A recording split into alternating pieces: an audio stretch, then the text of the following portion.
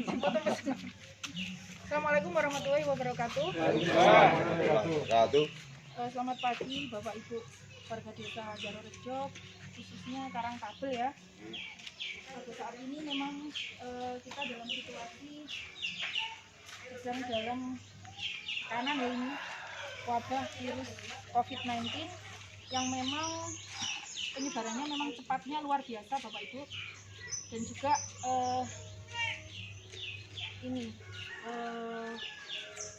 selain penyebarannya luar biasa juga memang virusnya agak bandel ya.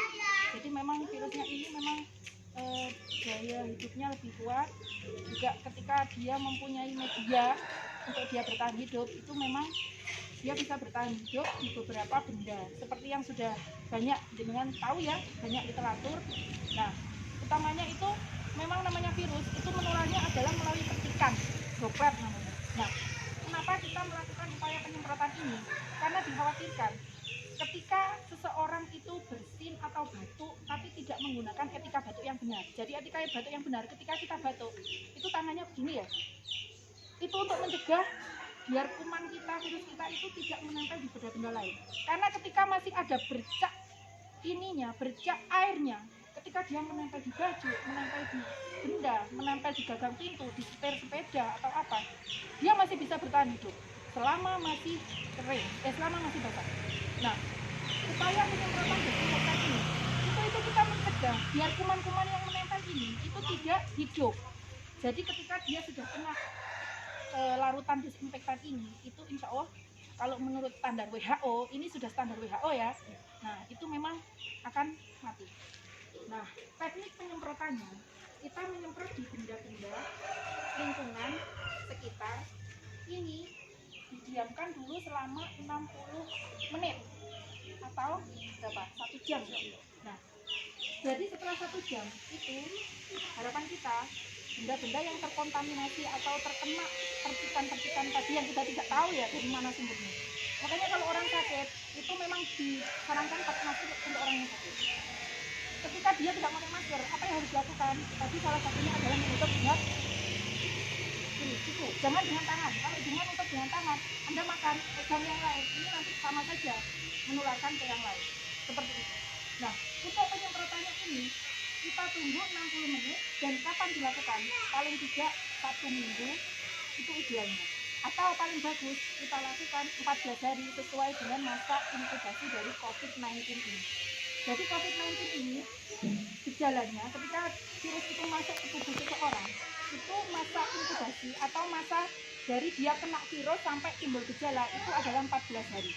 Karena itu Bapak Ibu, saya menghimbau juga dengan kalau misalnya nyun sewu nih, ada tetangga atau ada keluarga yang memang datang dari daerah yang memang sudah menjadi transmisi lokal dari COVID-19. Kalau di Jawa Timur ini yang sudah ditetapkan adalah Surabaya dan Malang Raya, Kabupaten Malang dan Kota Malang. Sebisa mungkin selama 14 hari itu memang harus mengisolasi diri. Jangan berkerumun dengan banyak orang. Kenapa? Karena selama 14 hari ini dikhawatirkan sebenarnya ada virus yang sudah masuk meskipun tidak ada gejala. Jadi meskipun tidak ada gejala, virus itu sudah bisa menularkan melalui apa? Tadi yang saya katakan, namanya virus itu dia harus ada medianya seperti batuk. Nah, karena itu memang sebisa mungkin memang kita harus menerapkan perilaku hidup bersih dan sehat. Jenengan kalau misalnya dari luar, jangan pernah bosan untuk cuci tangan. Kita tidak tahu, kita di ATM, mungkin mesin ATM-nya sudah terkontaminasi, kita tidak tahu kan. Mungkin kita bertemu orang, ngomong, kita tidak tahu orang ini benar-benar sehat apa enggak. Padahal masa inkubasi dari COVID-19 adalah 14 hari. Jadi idealnya kita menyemprot dari ini.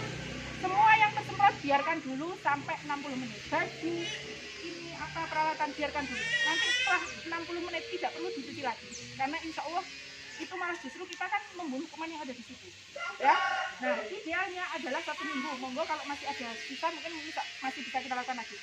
Nah, paling enggak adalah 2 minggu karena itu adalah masa inkubasi dari COVID-19. Mungkin hanya itu.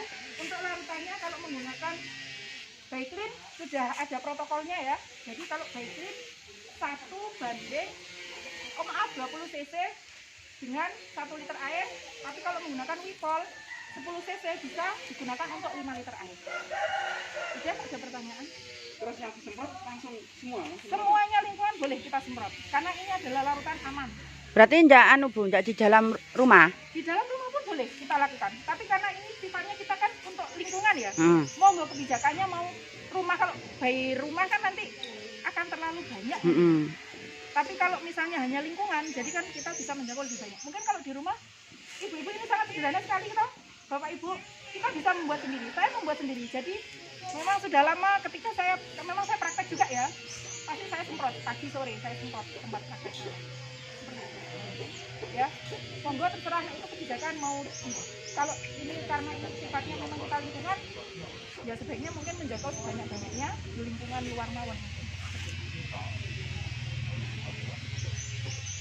Untuk caranya, kalau tadi sudah diukur ya berapa liternya, kita oplosnya di bak saja, jadi biar benar-benar yakin kalau sudah tercampur. Kalau sudah ini cairannya baru kita masukkan ke apa ini namanya, sprayer, tangki sprayer ini. Bisa dioplos. Monggo kalau ada tambahan dari saya cukupkan. Assalamualaikum warahmatullahi wabarakatuh.